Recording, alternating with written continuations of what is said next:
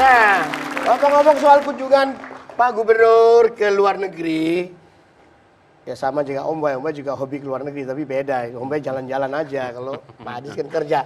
Itu ada yang komentar tuh, Mendagri sindir Anies Baswedan sering ke luar negeri. Apa bener tuh disindir Mendagri? DPRD juga sebut Anies sering ke luar negeri tapi tak bawa hasil bagi Jakarta. Nah ini gini, kadang-kadang anggota Dewan itu membayangkan perginya saya seperti dia. Seperti mereka. Oh, itu refleksi dari Refleksi cara dia. mereka. Jadi oh, itu adalah ungkapan bagi dirinya. Anggota Dewan. Jadi ketika mengatakan bahwa tidak bawa hasil, sebenarnya sedang mengatakan kalau saya pergi saya tidak bawa hasil. Walah, karena itu kalau Anies pergi 12. Ya kira-kira juga nggak bawa hasil gitu. Oh gitu. Nah ini barusan tadi saya cerita. Iya.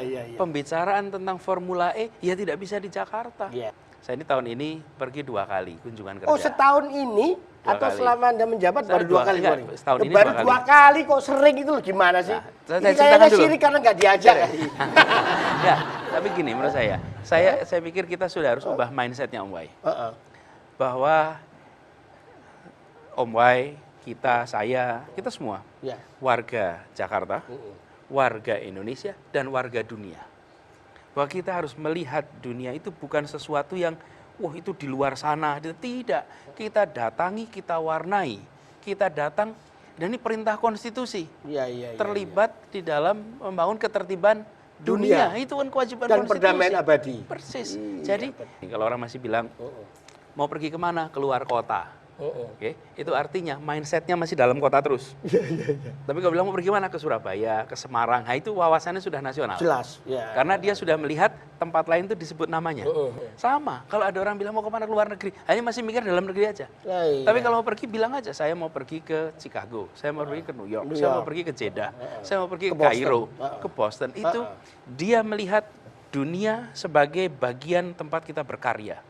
Warga Indonesia sudah harus menyadari itu. Karena itu, dan dunia juga melihat kita. Karena itu kalau saya pergi, saya selalu pastikan, Om Wai, datang itu untuk kita membawa nama Indonesia, bicara atas nama Indonesia, bukan untuk jalan-jalan, bukan untuk sightseeing. Kenapa? Ya karena kita datang mewakili Republik ini. Gitu. Dan yang penting, Pak Anies ini karena bahasa Inggrisnya bagus, juga nggak pede banget ya luar negeri ya. Speak English. Inggrisnya ngalir, little I can ya. Loh kok you know? Oh you know, santai lah. Karena itu saya berharap generasi ke depan ya 3 bahasa lah. Bahasa daerah punya, bahasa Indonesia, dan bahasa dunia. Dan gini Om, yang memulai pertemuan global itu siapa sih di Asia Tenggara, Asia Afrika? Namanya Bung Karno. Beliau yang bikin konferensi Asia Afrika. Kita masih miskin waktu itu, baru merdeka 10 tahun. Kita mimpin. Dan pemimpin Indonesia dipandang sebagai pemimpin Asia. Dipandang sebagai pemimpin Afrika. Ini kayaknya udah ngomong pemimpin udah siap kayak 2000 sekian. Siap ya? Siap. Are you ready? Saya lagi ngurusin Jakarta. Oh, Jakarta. Oh, you are talking di Jakarta. Jakarta. Jakarta. Bagus. Tapi pulang dari Amerika, datang-datang kan nggak tahu entah ngamuk, entah mau acting atau bagaimana itu. Apa tuh? Langsung mencopot ada monumen itu. Getah-getih. Habiskan lebih dari 1 miliar, 2 karya Anies akhirnya dibongkar. Wah, jadi rame itu di medsos. Apa yang terjadi sih Pak Anies? Itu alasan Pemprov Jakarta bongkar bambu getah-getih di Bundaran HI, ada alasannya ya. Jadi gini. Bisa dijelaskan lagi Pak. Pertama, ini rame di medsos. Iya. Karena informasi yang dipahami oleh yang meramaikan nggak lengkap. Oh, gini, lagi-lagi. Pertama kali, ini namanya gol bunuh diri bagi yang meramaikan. Oh gitu ya. Gini, pertama, ini adalah instalasi yang dibuat untuk menyambut Asian Games. Oh. Jadi dalam rangka Asian Games, kita menyambut, kan umbul-umbul di mana-mana. Umbul-umbul ada, kemudian banyak sekali banner-banner. Nah, waktu itu saya sampaikan kita akan sambut dengan instalasi seni karya anak bangsa kita dengan menggunakan material khas Indonesia. Bambu. Jadi kemudian kita undang namanya Mas Joko Avianto. Dan Joko Avianto itu seorang seniman, seniman bambu. Dan beliau sudah memamerkan di Frankfurt, kemudian di Yokohama, Seni instalasi nih, berarti ya? instalasi dan bambunya itu Iya. bambunya dianyam, padahal bambu besar-besar loh Mas. Iya, iya. Itu bisa dianyam sedemikian rupa, dunia terpesona.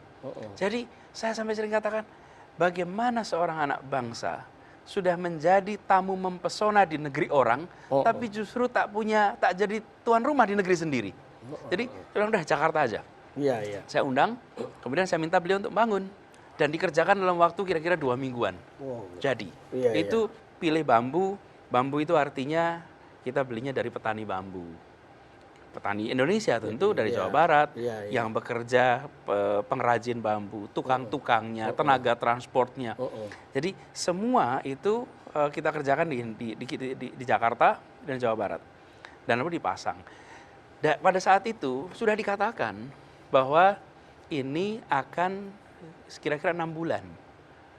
Maksimal Artinya 1 tahun. Tidak permanen ya? Lah yuk bambu gimana permanen? Oh. Lah, itu bambu itu ya memang nggak mungkin permanen. Oh iya, iya. Kalau bambu itu nggak ada ada yang umurnya. nanya, kenapa nggak dipermanenkan pakai besi misalnya kan begitu kan cakep juga. Kalau itu kalau pakai besi, nantinya kita membesarkan yang sudah besar. Kalau ini uangnya masuk Maksudnya yang kecil. Maksudnya kalau nggak salah kalau besi harus impor dari luar gitu. Ya, nah kalau rame juga, saya waktu itu bilang kalau menggunakan besi nanti barangkali besinya impor dari Tiongkok. Rame. Loh, kenapa saya menyebut Tiongkok?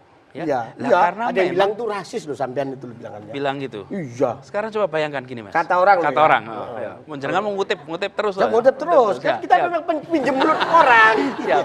Tapi sekarang gini, kalau bicara besi, ya maka produsen terbesar dunia saat ini adalah Tiongkok, karena itu nyebutnya dari Tiongkok. Kalau saya bilangnya misalnya nih susu atau keju atau mentega, ya saya bilangnya Selandia Baru. Iya, kalau saya daging sapi ya bilangnya Australia. Iya. Masa kalau saya bilang impor dari Australia terus rasis gitu?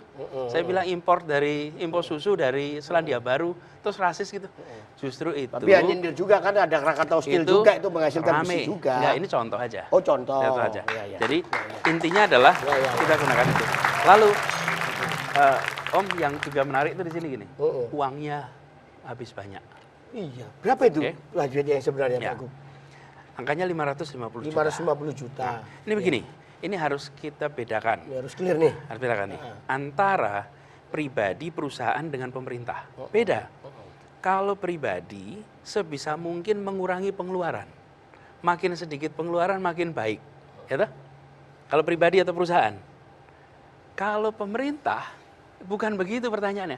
Uangnya kemana? Betul. Karena kalau pemerintah mengeluarkan uang itu artinya ada pihak yang menerima. Nah, ketika saya mengeluarkan misalnya nih uang 550 juta untuk beli bambu, untuk petani bambu, untuk pengrajin bambu, untuk yang transportasi di kampung, maka uang itu dipakai menggerakkan perekonomian. Iya. Karena itu kalau kita mengerti ekonomi sampai makro, ke bawah ya kan? ya kalau ekonomi makro itu salah satu penggerak perekonomian adalah namanya government spending. Jadi yang menggerakkan perekonomian itu. Jadi fungsi pemerintah itu kalau mengeluarkan uang adalah untuk menggerakkan perekonomian. Tapi katanya si pengrajinnya cuma terima 300 atau apa gitu ya? Begini, kan ada Mas, nggak sih itu? kalau misalnya gini, nih beli bambu kan dia tidak otomatis ini bambunya itu datang ini bukan bambu soalnya. Bukan bambu, ini agak aluminium tuh. Agak iya. Aluminium. Tapi gini, kalau bambu, memangnya bambunya sampai Jakarta pakai dokar. Pakai dokar. Ya boleh pakai dokar kayak atau pakai apa namanya simsalabim terus prek sampai ke sana. Kan ya tidak. Ada processingnya, ada untuk pengawetannya, ada untuk transport, ada. Jadi memang materialnya sendiri ada biayanya, tapi kemudian ada biaya-biaya yang terkait dengan membawa ke lokasi, lalu konstruksi di lokasi. Kan harus dikonstruksi juga. Bahkan sudah ada biaya di situ namanya biaya pembongkaran. Untuk tukang-tukang membongkar. Jadi memang tidak kemudian 550 itu hanya untuk bambu saja. Ya semua orang juga tahu kalau kita membangun sesuatu itu ya pasti ada yang namanya untuk materialnya, ada untuk processingnya, ada untuk deliverynya, ada untuk constructionnya, ada untuk maintenance-nya, ada untuk deconstruction-nya. Jadi itu semua satu paket biaya. Jadi ini tuh sesuatu yang sangat sederhana yang bila kita melihat ini secara utuh, objektif, dingin, ya biasa-biasa saja. Iya. Oke. Dan ketika dijelaskan, semuanya juga jelas ya seperti sekarang nih. Iya, clear Jelas lah. dan clear. Iya. Jadi, nah kita itu ingin agar ini 6 bulan selesai. Ternyata Om Bay, setelah 6 bulan masih bagus. Oh iya. Dan Mas Joko Avianto juga ngecek, beliau sering rutin lihat. Ternyata masih utuh, masih baik. Ya kita pertahankan terus. Iya. Sampai saat dimana ini kalau diteruskan lagi sudah bisa bahaya. Karena bisa jatuh, bisa menimpa orang. Oh gitu. Tidak safe lagi. Karena itu 11 bulan kita turunkan.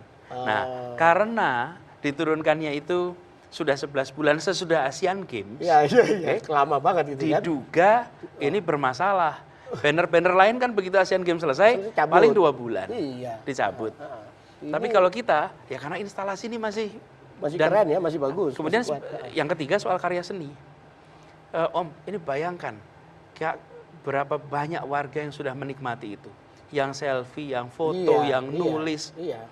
Jadi sebagai sebuah karya seni di tempat itu, dia sudah mainkan perannya. Menyambut pada saat Asian Games. Yang kedua, warga Jakarta sudah merasakan manfaatnya, maka umurnya memang sudah selesai.